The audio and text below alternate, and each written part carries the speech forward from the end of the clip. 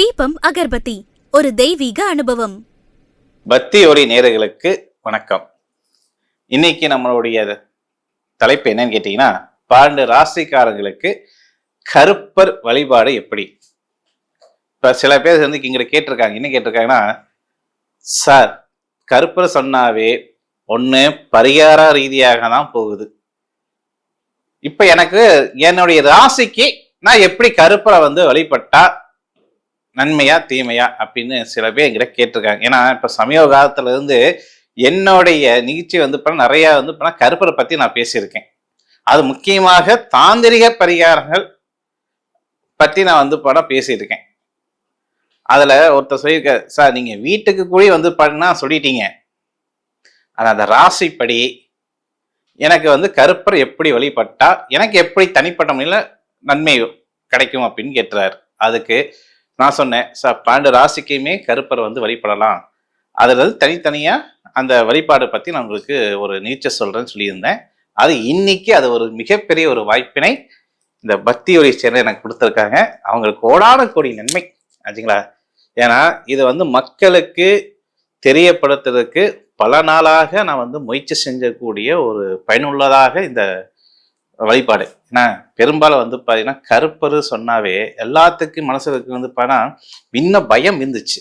ஆனா இப்போ வந்து பார்த்தீங்கன்னா கருப்பர் கும்பிட்டா ஏதாவது வரையில என் பிரச்சனை தீர்ப்பாரா அப்படின்னு எதிர்பார்த்திருக்கக்கூடிய மக்கள் மத்தியில வந்து இப்படி ஒரு விஷயத்தை கொண்டு போய் சேர்த்தா அது எப்படிப்பட்ட ஒரு வரப்பிரசாதமா இருக்கும் பார்த்தீங்களா.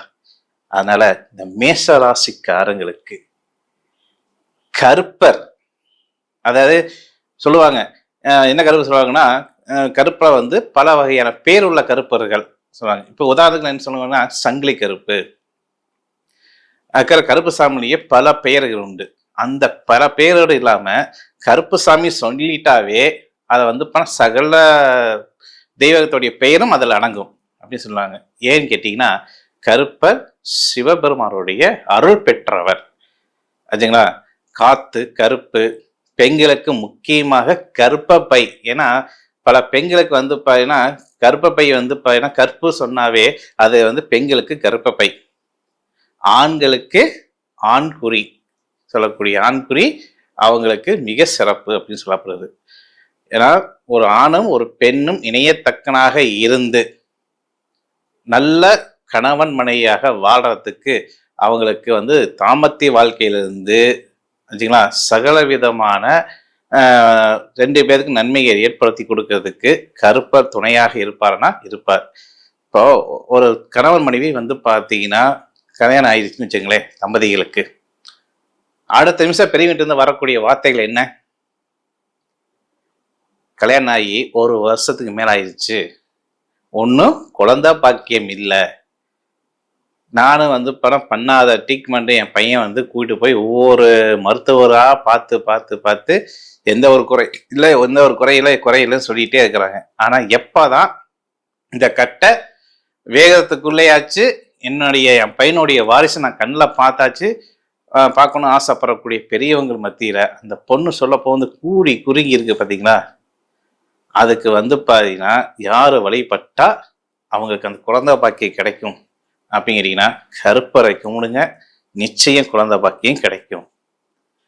இதுக்கு மேச ராசி நபர்கள் ஆணாக இருந்தாலும் சரி பெண்ணாக இருந்தாலும் சரி அவங்க இந்த மேசராசிக்காரங்க எப்படி கருப்பரை வழிபட்டார் அவங்களுக்கு நன்மைகள் ஏற்படும் அப்படின்னு கேட்டீங்கன்னா,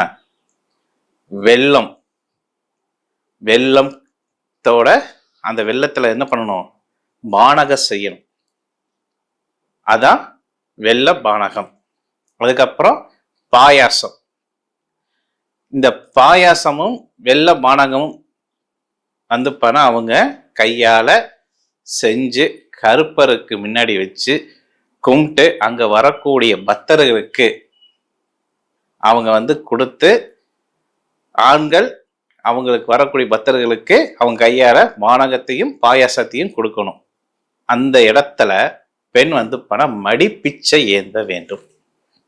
மடி ஏந்தி வரக்கூடிய பக்தர்களுக்கு முன்னாடி வந்து குழந்தை எனக்கு வர வேணும், நல்ல கருப்பருடைய அருளால எனக்கு நல்லபடியா குழந்தை பிறக்கணும்னு சொல்லிட்டு அந்த பெண்மணி வரக்கூடிய பக்தர் முன்னாடி அவங்க வந்து பணம் மடிப்பிச்சை எடுத்து அதில் பணம் பார்த்தாலும் சரி, இல்லை வந்து பணம் அரிசி இந்த மாரி காய்கறிகள் எதை வந்து பணம் அவங்க பிரியத்தோட இந்த பொண்ணுக்கு வந்து எதை நினைச்சு வேண்டுதோ அது நல்லபடியாக கருப்பா நீ வந்து கூட இருந்து நல்லபடியாக முடிச்சு கொடு அப்படின்னு சொல்லி அவங்க வந்து பார்த்தீங்கன்னா அந்த காணிக்கையை இது போட்டாலும் அது கருப்பருக்கு கொடுத்து அந்த காணிக்கை வந்து அங்கேயே வந்து நெய்வேத்தியமாக பண்ணி கணவன் மணி வந்து ரெண்டு பேருமே கருப்பர் முன்னாடி வந்து சாப்பிட்டு அந்த கருப்பரை மனதாக நினைச்சிட்டு வந்தால் பெண்ணுக்கு இருந்தா கூடிய விரைவில் குழந்தை பாக்கியம் உண்டு.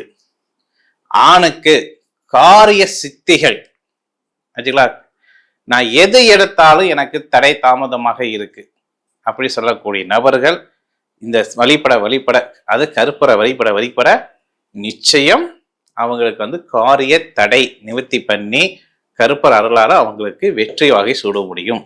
சரி சார், நீங்க சொல்லிட்டீங்க, இது எந்த கிழமையில எந்த காலகட்டத்தில் நான் செய்யணும் அப்படின்னு கேட்டீங்கன்னா, செவ்வாய்க்கிழமை அன்னைக்கு செவ்வாய் ஓரையில வாரந்தோறும் 9 வாரம் செவ்வாய்க்கிழமை விடாமல் இதை செய்துட்டு வந்தால் 10வது வார செவ்வாய்க்கிழமை இருந்து உங்க வாழ்க்கையில ஒரு புதிய மாற்றத்தை நீங்க கண்ணறிய காணலாம் என்று சொல்லப்படுது.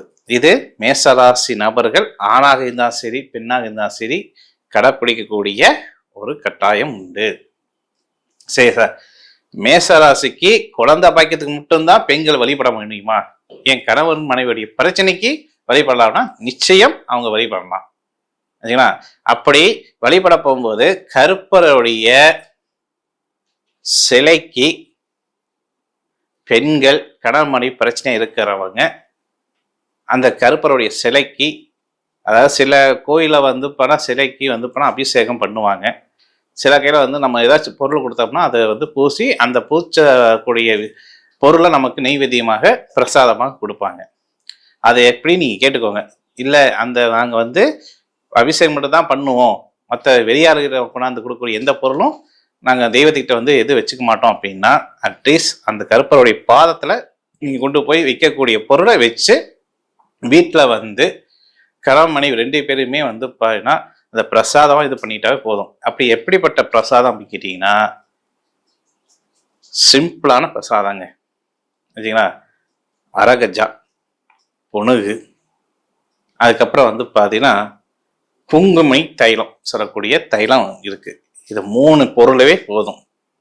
இந்த பொருளை மட்டும் நீங்க முடிஞ்சா கருப்பருக்கு திருமேனியில பூசி அதை நெய்வேத்தியமாக எடுத்துட்டு வந்து கணவனுக்கு மனைவி மேல பிரியத்தும் மனைவி மேல கணவன் பிரியமா இருக்குன்னா 2 பேரையும் மாத்தி தன்னுடைய நெத்தியில திலகமாக வைத்திருந்தால் வசீகர தன்மை அங்க அதிகரிக்கும். ஒருத்தர் சிநேகமாக மாறக்கூடிய வாய்ப்பு கருப்பரை ஏற்படுத்தி கொடுப்பார். இதையும் நீங்க வந்து பணம் எடுத்துக்கலாம்னா தாராளம் எடுத்துக்கலாம் அப்படின்னு சொல்லப்படுது. மேசராசிக்காரங்கள் ஆணாக இருந்தாலும் சரி பெண்ணா இருந்தாலும் சரி, அவங்க நான் சொல்ற மாரி வழிபாடு நீங்க பண்ண கருப்பர் உங்க வாழ்க்கையில பிரகாசமாக அவருடைய அருள் ஜோதியாக உங்களுக்கு வந்து வாழையடி வாழையாக கூடவே இருந்து வழி நடத்துவார் என்று சொல்லி இந்த மேசராசிக்காரங்க தவறாமல் இந்த பரிகாரத்தை ஆணாக இருந்தாலும் சரி பெண்ணாக இருந்தாலும் சரி தாராளமாக கடைப்பிடிங்க. பிடிக்க உங்க வாழ்க்கையில மேன்மேலும் வெற்றி பாதையை மாற்றக்கூடிய அமைப்பு உங்களுக்கு கிடைக்கும் என்று சொல்லி விடைபெறுகிறேன். நன்றி.